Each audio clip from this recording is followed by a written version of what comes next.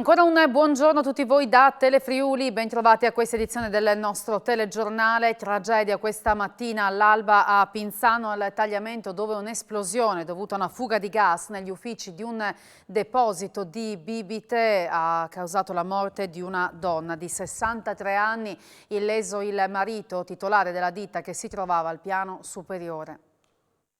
Un boato tremendo attorno alle 6:30 ha scosso la piccola frazione di Pontaiba a Pinzano al Tagliamento, un'esplosione che ha coinvolto uno stabile dove si trova una vendita all'ingrosso di bibite gestita dai fratelli Chieu e dove vive uno dei titolari, Valentino, assieme alla moglie. Quest'ultima, Nelly Tramontin di 63 anni, alle prime luci dell'alba è scesa nell'ufficio della ditta per prendere un documento, stando alle prime ricostruzioni, quando ha acceso la luce ha innescato l'esplosione dovuta alla fuga di gas da una bombola.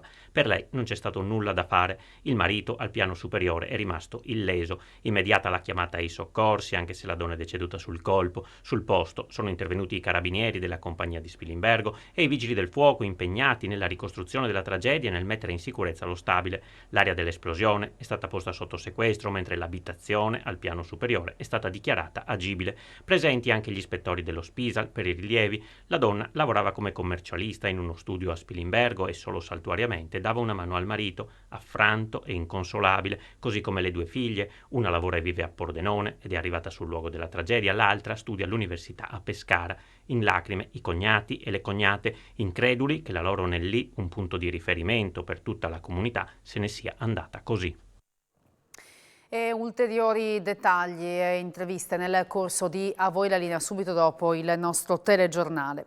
I responsabili degli imbrattamenti Novax di Udine e Cividale firmati dalla W Rossa sono stati identificati dalla Polizia di Stato. 3 friulani sono stati denunciati, nelle loro abitazioni sono state trovate bombolette spray rosse e centinaia di volantini contro vaccini e Green Pass.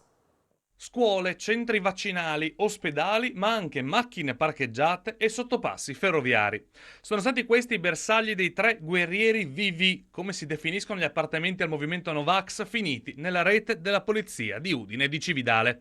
I 3, una coppia udinese di 32 e 28 anni e un cividalese di 58, sono stati identificati dopo una lunga attività di indagine che ha portato anche al sequestro di diverse bombolette di vernice rossa e di volantini propagandistici antivaccinisti e contrari al Green Pass. Oltre una decina di episodi che hanno interessato vari plessi scolastici, sottopassi, ma anche il distretto sanitario, le sedi dell'ASL, la regione, una forma di protesta che apparentemente è priva di violenza, ma denota l'assoluta mancanza di rispetto verso la propria città.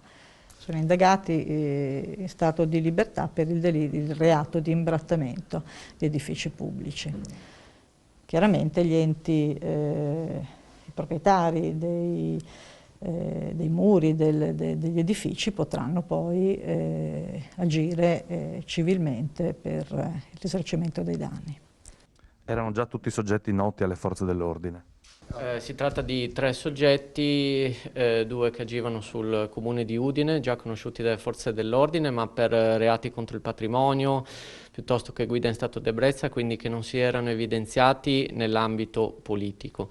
E invece il soggetto che agiva nel comune di Cividale era sconosciuto alle forze di polizia. E ieri sera a Trieste flop del corteo Novax, in circa 350 hanno protestato contro il Green Pass in Piazza Unità e la manifestazione è durata un paio d'ore. Per i partecipanti si preannunciano multe salate. La tolleranza zero delle autorità si è abbattuta come un tuono sul mondo Novax dopo il corteo fuori controllo di sabato a Trieste, dove circa 1 migliaio di persone senza autorizzazione hanno vagato per il centro città causando notevoli disagi ai cittadini. Ieri sera la prefettura ha approntato un sistema di sicurezza imponente per impedire un presidio organizzato dal Tam Tam Social, con dietro il coordinamento No Green Pass Trieste, in piazza dell'Unità d'Italia, interdetta alle manifestazioni. Proprio lunedì era stato reso noto che per la manifestazione di sabato saranno elevate sanzioni da 1.000 a 4.000 euro a chi ha bloccato la strada. Ieri intorno alle 18 in circa 300 si sono radunati prima all'esterno della piazza, improvvisando un corteo intorno alla stessa e poi decidendo di invadere le rive e bloccando il traffico. Il personale della Digos ha girato video e scattato foto che ora verranno utilizzate per elevare altre sanzioni e poi per procedere penalmente verso gli organizzatori. Il corteo è durato circa un paio d'ore e dall'esterno di Piazza Unità si è spostato in giro per la città alternando blocchi al traffico e marciapiedi. marciapiede. Ora, tempi tecnici completati, partecipanti si vedranno recapitare le diverse sanzioni. Rabbia degli automobilisti incolonnati ed esasperati da queste manifestazioni non autorizzate. Sempre in calo intanto in regione sia i contagi che le ospedalizzazioni, così come gli isolamenti. Resta purtroppo ancora alto il numero dei decessi, sono stati 12 nelle ultime 24 ore, tra questi anche quello di un 55enne all'ospedale di Udine. Nelle ultime 24 ore in particolare sono state rilevate 1.198 nuove positività attraverso oltre 15.200 tamponi effettuati. Scendono a 27.979 i cittadini in isolamento in regione e calano anche le persone ricoverate in terapia intensiva, ora 25, a 369 pazienti ospedalizzati in altri reparti. Riaprire tutto senza restrizioni alla fine dello stato di emergenza, se la pandemia continuerà la sua flessione, perché dobbiamo approfittare ora della tregua che il Covid ci concede. È la linea illustrata in un'intervista dal presidente della regione Fedriga alla Repubblica, Fedriga anche presidente della conferenza delle regioni. Nessuno vuole una proroga dello stato di emergenza a prescindere, né il governo né le regioni, spiega. Dobbiamo superare questa fase, dati permettendo, andando comunque avanti con le vaccinazioni e la proroga dei contratti per rafforzare il sistema sanitario. Le soluzioni a lungo termine con la pandemia non hanno mai funzionato, dobbiamo allentare la presa e usare i periodi favorevoli della pandemia per aprire il più possibile e favorire l'economia, perché su cosa accadrà in autunno non abbiamo certezze assolute, aggiunge il governatore, che comunque pensa che il Super Green Pass sul lavoro per gli over 50 resti in vigore fino a giugno. Sono contrario agli obblighi a prescindere, ha detto, ma in un periodo straordinario come una pandemia mondiale servono scelte emergenziali, mentre i colori vanno aboliti subito. I decreti recenti sostanzialmente li superano, ormai sono solo un feticcio.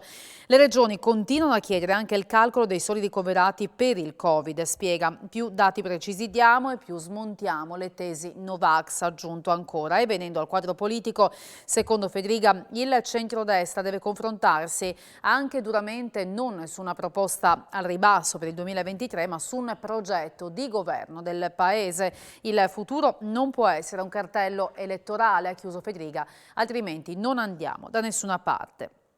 Sicurezza, gestione degli spazi mensa, mancanza di una palestra e difficile gestione degli spostamenti durante i giorni di rientro. Sono alcuni dei problemi che hanno spinto una rappresentanza di studenti dello Stringer di Udine a scendere in piazza. In 200 si sono ritrovati in piazza Venerio a Udine.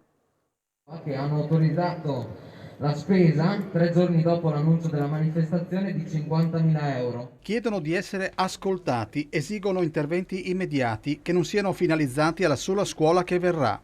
Questa mattina oltre 200 studenti dell'Istituto Bonaldo Stringer di Udine sono scesi nuovamente in piazza per far emergere le 11 problematiche che coinvolgono i circa 900 alunni che frequentano la scuola statale professionale posizionata in viale Monsignor Giuseppe Nogara. Il presidio in piazza Venerio è iniziato alle 9 sotto lo sguardo vigile di polizia e carabinieri sul posto insieme alla Digos a presidiare lo sciopero. I problemi evidenziati dagli allievi riguardano la sicurezza, il piano di evacuazione, la gestione degli spazi mensa, la mancanza di una palestra e la difficile gestione degli spostamenti durante i giorni di rientro. Tutte questioni che ritengono siano state sempre schivate o rimbalzate dalla dirigenza. Io sono contentissima che tra 2 anni sarà pronto il quinto lotto, quindi un ristorante, una palestra, un orto botanico, un auditorium. Ma i problemi da risolvere, quelli che sono di adesso, vanno avanti da 5 anni. Le finestre rotte, i pavimenti, non avere una panchina dove mangiare, sono problemi che vanno risolti adesso, non tra 2 anni. Poco produttivo inoltre anche l'incontro tenutosi nelle ultime ore con il commissario dell'ente di decentramento regionale. E fortunatamente qualcosa è stato accolto e dal 3 marzo saranno disponibili appunto gli autobus che ci porteranno dall'istituto alla palestra. Anche questo, un istituto che non ha la palestra.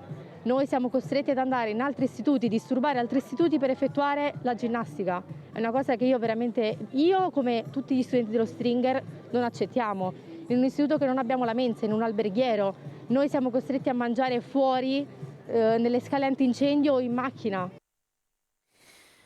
L'etichettatura nociva contro il vino è stata respinta, un segnale a difesa delle eccellenze del territorio della nostra regione che altrimenti sarebbero state penalizzate, addirittura equiparate al tabacco in quanto a pericolosità. Lo scrive in una nota l'europarlamentare, coordinatore regionale della Lega Marco Dreosto, una follia continua, sventata grazie alle barricate rette dalla delegazione europea della Lega alla presa di posizione del sottosegretario leghista Centinaio di un sistema paese che ha funzionato anche grazie all'alleanza con altre nazioni europee che avrebbero avuto le filiere produttive fortemente penalizzate da quella che Dreosto definisce una scellerata proposta.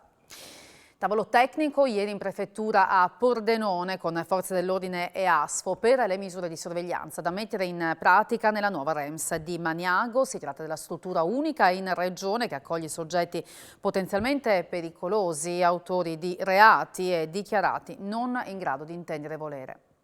Massima sorveglianza interna ed esterna per la nuova REMS di Maniago, la residenza per l'esecuzione delle misure di sicurezza, dove si trovano soggetti potenzialmente pericolosi, autori di crimini ma giudicati non in grado di intendere e volere. La struttura, inaugurata a dicembre in via Colle e operativa da maggio, andrà a sostituire l'attuale REMS, unica in regione, raddoppiando i letti da 2 a 4. In prefettura a Pordenone si è svolto un incontro con le forze dell'ordine, il comune di Maniago e ASFO per stabilire le misure di sorveglianza attraverso la firma di un protocollo. Innanzitutto misure di sicurezza passiva molto importanti come vetri antisfondamento di cui la struttura deve essere dotata, collegamenti punto a punto tra la struttura e la compagnia carabinieri di Spilimbergo durante tutto l'arco delle 24 ore. La presenza di una sorveglianza attiva fatta da operatori specializzati, ovviamente non armati.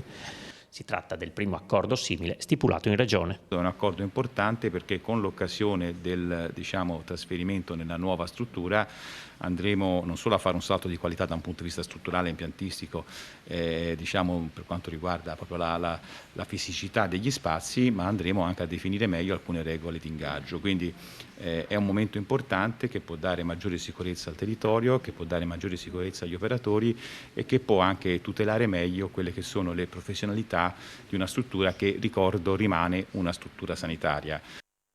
Le Olimpiadi di Pechino con il quinto posto della staffetta femminile di biathlon 4x6 km e l'ottima prestazione in avvio dal lancio di Lisa Vittozzi che è stata quasi perfetta al tiro, ha usato 2 sole ricariche, ha lanciato Dorotea Wider che poi ha fatto 0 errori assieme a Germania e Svezia, Italia che è rimasta in zona podio fino alla fine della terza frazione, poi più veloci sugli sci le concorrenti della San Filippo, è arrivato un quinto posto, ora l'ultimo impegno, la mass start. Vedrà in gara la sola Dorotea Wider. Per Lisa Vittozzi l'unica soddisfazione di essere stata perfetta in questa edizione dei giochi nelle gare a staffetta, deludendo invece al tiro in quelle individuali. È tutto, tra poco vi ricordo l'appuntamento con A Voi la Linea, grazie per aver seguito il nostro telegiornale, arrivederci.